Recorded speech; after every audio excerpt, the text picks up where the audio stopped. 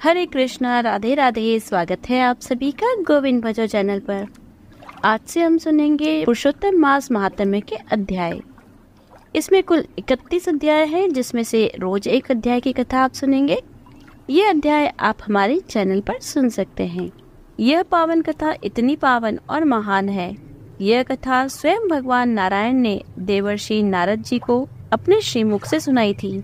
बाद में यह कथा राजा परीक्षित एवं सूत जी महाराज ने सुखदेव जी से सुनी थी। बाद में सुखदेव जी महाराज ने यह कथा नैमिषारण्य में 88,000 ऋषि मुनियों को सुनाई थी। उसी शास्त्रोक्त कथा का सरल हिंदी भाषा में रूपांतरण इस पवित्र पुरुषोत्तम मास में हम सुनेंगे।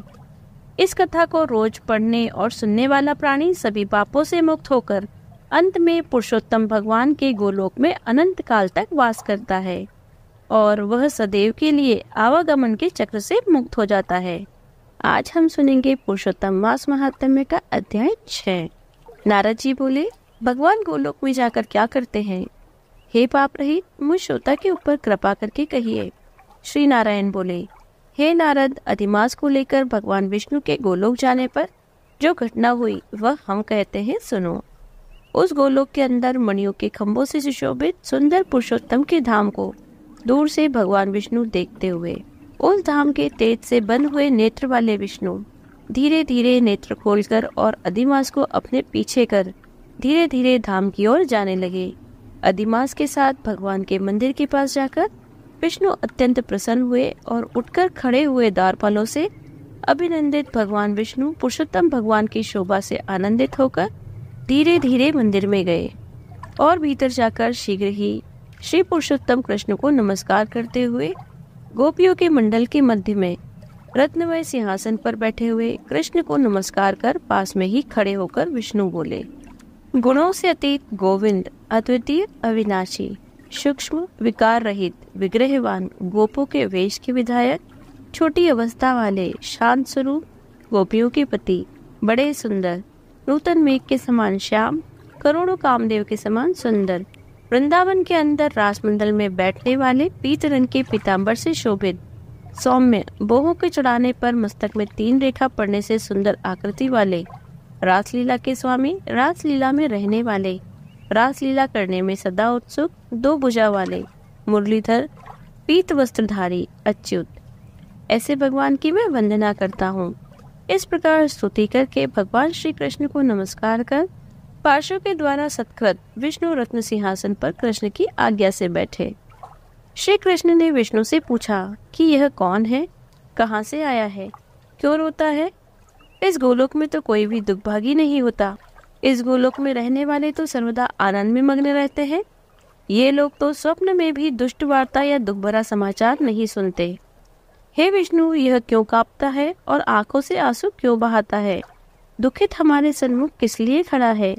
सिंहासन से उठकर महाविष्णु मलमास की संपूर्ण दुख गाथा कहते हुए बोले, हे वृंदावन की शोभा के नाथ, हे श्री कृष्ण, हे मुरलीधर, इस अधिमास के दुख को आपके सामने कहता हूँ, अब सुनो।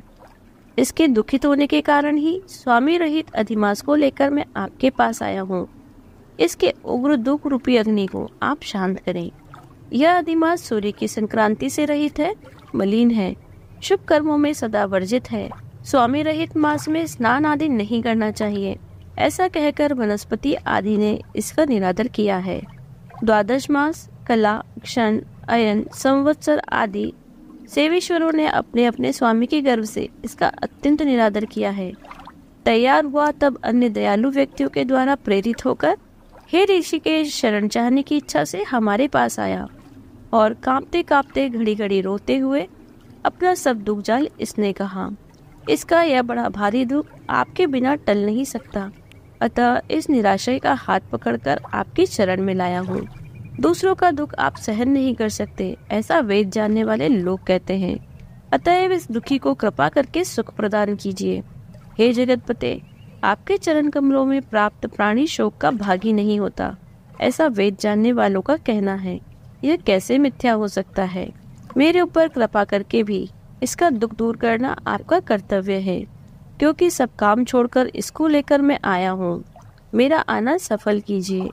बारंबार स्वामी के सामने कोई भी विषय नहीं कहना चाहिए, ऐसा नीति जानने वाले बड़े बड़े पंडित सर्वदा कहा करते हैं। इस प्रकार अधिमास का सब दुख भगवान श्री कृष्ण से कहकर श्री हरि कृष्ण के मुख कमल की ओर देखते हुए कृष्ण के पास ही हाथ जोड़कर खड़े हो गए।